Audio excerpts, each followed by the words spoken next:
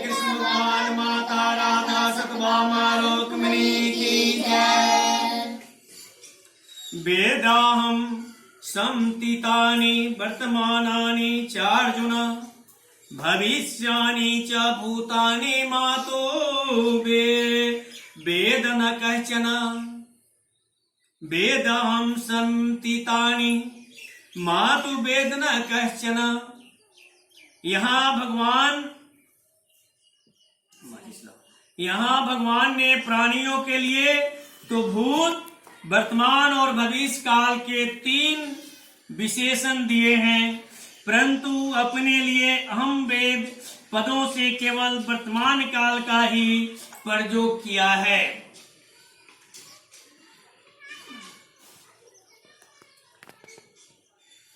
इसका तात्पर्य यह है कि भगवान की दृष्टि में भूत, भविष्य और वर्तमान ये तीनों काल वर्तमान ही है।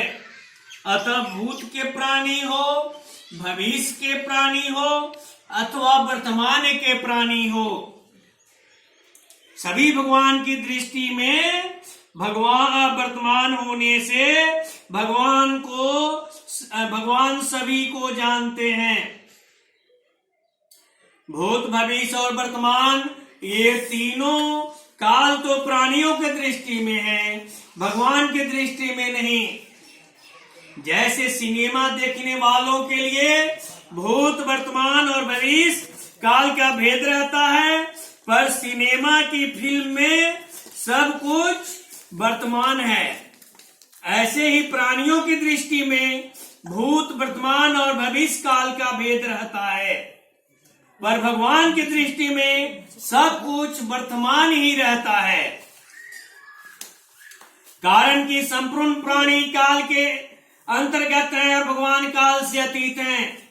देश, काल, वस्तु, व्यक्ति, घटना, परिस्थिति आदि बदलते रहते हैं और भगवान हरदम वैसे के वैसे ही रहते हैं।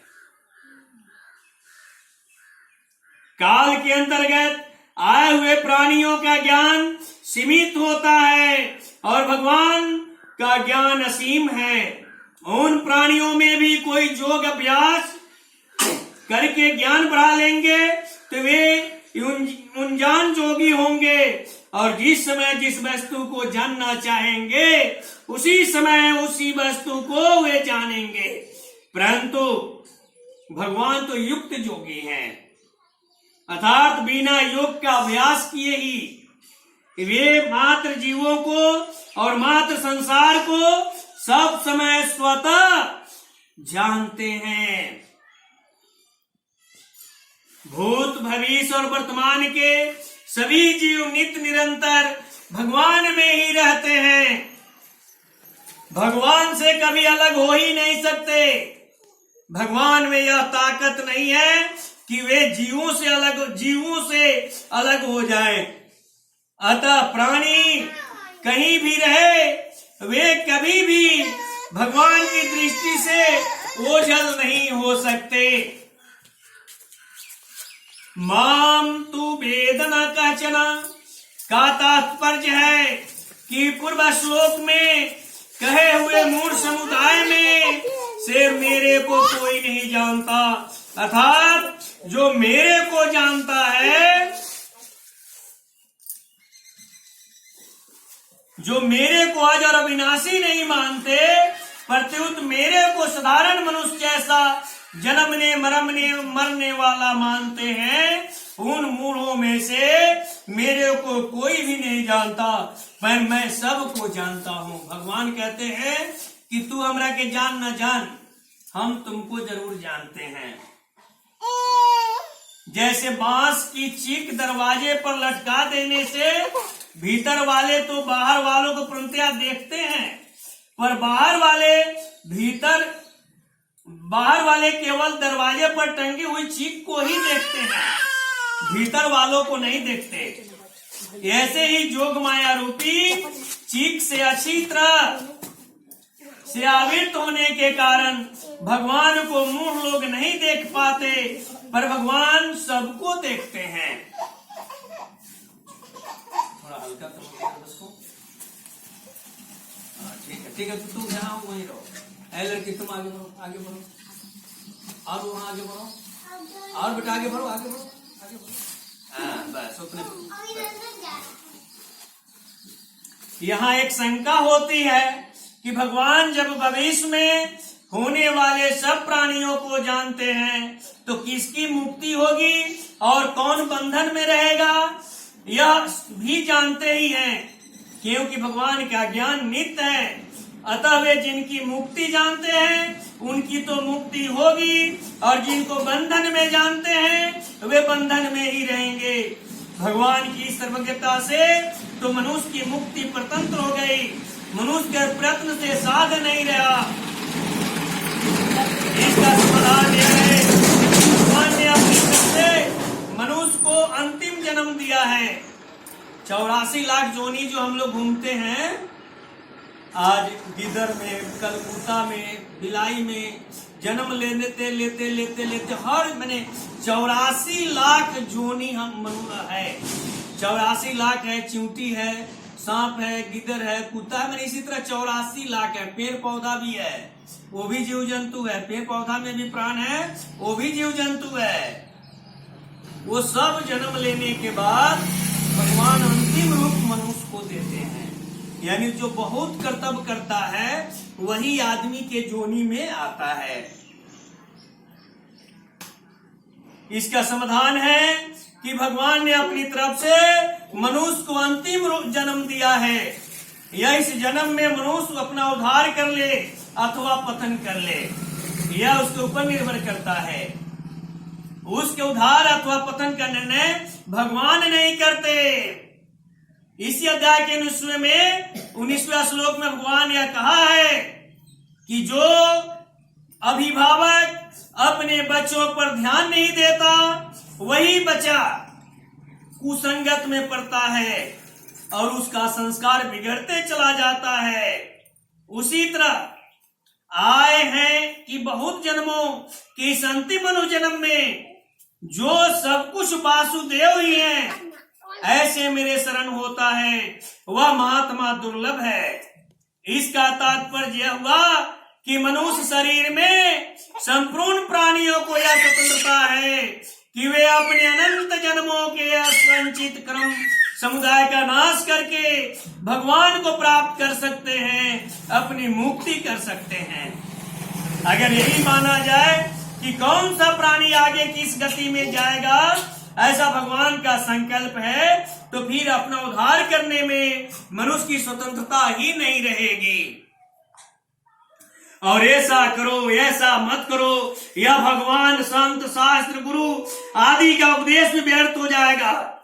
इसके सिवाय जो मनुष्य जिस देवता की उपासना करना चाहता है उस देवता के प्रति मैं उसकी श्रद्धा दृढ़ कर देता हूं, और अंत समय में मनुष्य जिस भाव का स्मरण करके शरीर छोड़ता है वह उसको प्राप्त होता है। मरने के बाद आप लोग जिस चीज को याद, अब आदमी मर रहा है और उस वक्त उसको याद आ गया अपनी पति, अब उसको याद आ गया अपनी पत्नी, उसको याद आ गया पपीता, या याद आ गया आम। मैंने जो चीज मरते वक्त आपको ध्यान में आएगा वही चीज जोनी में आप जाइएगा मरते वक्त।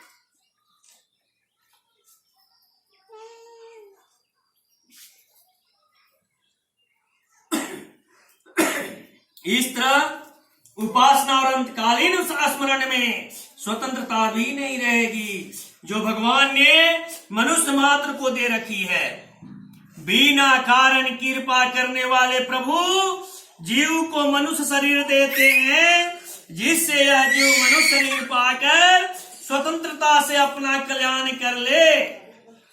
गीता में 11वें अध्याय के 33वें श्लोक में जैसे भगवान ने अर्जुन से कहा, मैं वैते निहता पूर्वमेव निमित्त मात्रम भव सभ्य साचिन, अर्थात मेरे द्वारा ये पहले ही मारे जा चुके हैं, तू केवल निमित्त मात्र बन जा। ऐसे ही मनुष्य मात्र को विवेक और उद्धार की पूरी सामग्री देकर भगवान ने कहा है कि तू अपना उद्धार कर ले, अर्थात अपने उद्धार में तू केवल निमित्त मात्र बन जा। मेरी कृपा तेरे साथ है। इस मनुष्य शरीर रूपी नौका को पाकर मेरी कृपा रूपी अनुकूल हवा से जो भवसागर को नहीं तरता, अर्थात अपना उद्धार नहीं करता, वह पिता और माता की आज्ञा का पालन नहीं करता, वह आत्महत्यारा है। मयानुकूलेन न भस्वतेरितम पुमान भवाविद्यम न तरेत स आत्मः।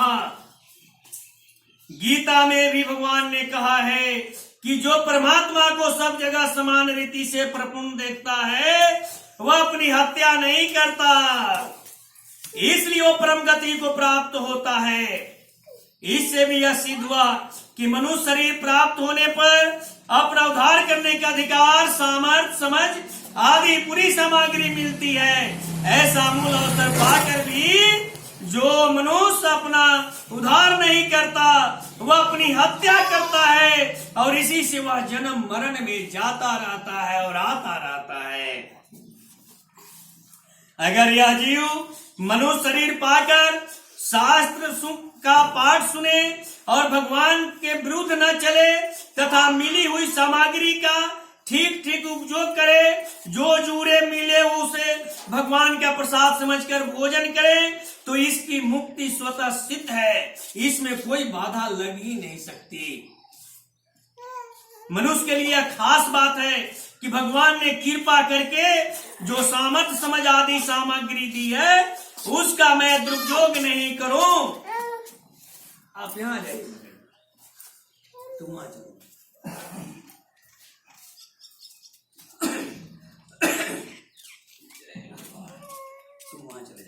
मुक्ति स्वतः सिद्ध है, इसमें कोई बाधा लग ही नहीं सकती। मनुष्य के लिए खास बात है कि भगवान ने कृपा करके जो सामर्थ्य, समझ आदि सामग्री दी है उसका मैं दुरुपयोग नहीं करूंगा, भगवान के सिद्धांत के विरुद्ध नहीं चलूंगा। ऐसा वह अटल निश्चय कर ले और उस निश्चय पर डटा रहे। अगर अपनी असमर्थ के सब कभी दुरुपयोग भी ना हो जाए तो मन में उसकी जलन पैदा हो जाए और भगवान से कह दे कि हे नाथ, मेरे से गलती हो गई है, अब ऐसी गलती कभी नहीं करूंगा। हे नाथ, ऐसा बल दो जिससे कभी आपके सिद्धांत से विपरीत न चलूं, तो इसका प्रायश्चित हो जाता है और भगवान से मदद मिलती है। मनुष्य की असमर्थ दो तरह से होती है। एक असमर्थ यह होती है कि वह कर ही नहीं सकता। जैसे किसी नौकर से कोई मालिक यह कह दे कि तुम इस मकान को उठाकर 1 मील तक ले जाकर रख दो, तो वह यह काम कर ही नहीं सकता।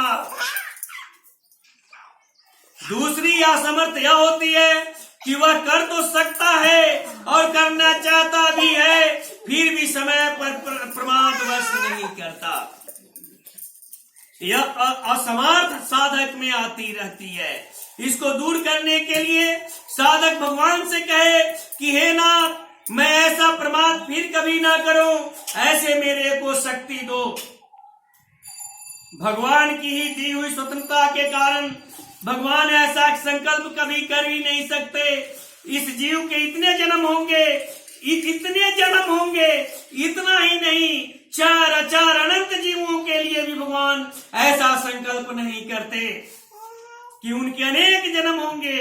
हाँ, यह बात जरूर है कि मनुष्य के सिवाय दूसरे प्राणियों के पीछे परंपरा से कर्म फलों का तांता लगा हुआ है, जिससे वे बार बार जन्मते मरते रहते हैं। ऐसी परंपरा में पड़े हुए जीवों में से कोई जीव किसी कारण से मनुष्य शरीर में अथवा किसी अन्य जोनि में भी प्रभु के चरणों की शरण हो जाता है। जिस तरह एक पुत्र अपने पिता और एक पत्नी अपने पति के चरणों का शरण हो जाता है, तो भगवान उसके अनंत जन्मों के पापों को नष्ट कर देते हैं। कोटि भी प्रबत है लाग ही जाहूं, आए सनन तजीऊ नहीं ताहूं, सनमुख होई जो मोही जबही, जन्म कोटि अगना सही तबही। यहाँ शंका हो सकती है कि जब भगवान सब जीवों को जानते ही हैं, तो फिर जिसको बद्ध जानते हैं वह बद्ध ही रहेगा, और जिसको मुक्त जानते हैं वही मुक्त होगा, क्योंकि भगवान का ज्ञान नित्य है। यह शंका वस्तुतः संसार की सत्ता और महत्ता को लेकर है। वास्तव में भगवान और महात्मा दोनों की दृष्टि में संसार नहीं है, प्रत्युत केवल भगवान ही है। वासुदेवम सर्वम, हमने ही हम के कारण संसार को सत्ता और महत्ता दे रखी है। इसलिए भगवान हमारी भाषा में भूत भविष्य वर्तमान की बात कहते हैं। अगर वे हमारी भाषा में नहीं बोलेंगे तो हम समझेंगे कैसे? जैसे हमें अंग्रेजी भाषा सिखाने वाला अगर अंग्रेजी भाषा में नहीं बोले तो हम अंग्रेजी सीख ही नहीं सकेंगे। भगवान का ज्ञान नित्य है। मनुष्य के मुख से जो भी स्वर निकलता है वो मेरा ही अंश होता है। सब कुछ भगवान के ज्ञान के अंतर्गत है। उनके ज्ञान से बाहर कुछ भी नहीं है। भगवान के ज्ञान में उनके सिवाय कुछ नहीं है। मत्तः परतरम नान्यत् किंचित् अस्ति। जीवन जीव ने ही अहम के कारण जगत को धारण कर रखा है। यदम धार्यते जगत, अतः बंधन और मोक्ष जीव के ही बनाए हुए हैं। तत्व से न बंधन है न मोक्ष, किंतु केवल परमात्मा ही है। दो बार च पद देने का तात्पर्य है कि कोई भी काल अस्थायी नहीं है। न भूतकाल सदा रहता है, न वर्तमान सदा रहता है, और न भविष्य सदा रहता है, पर भगवान सदा रहते हैं। जैसे भूतकाल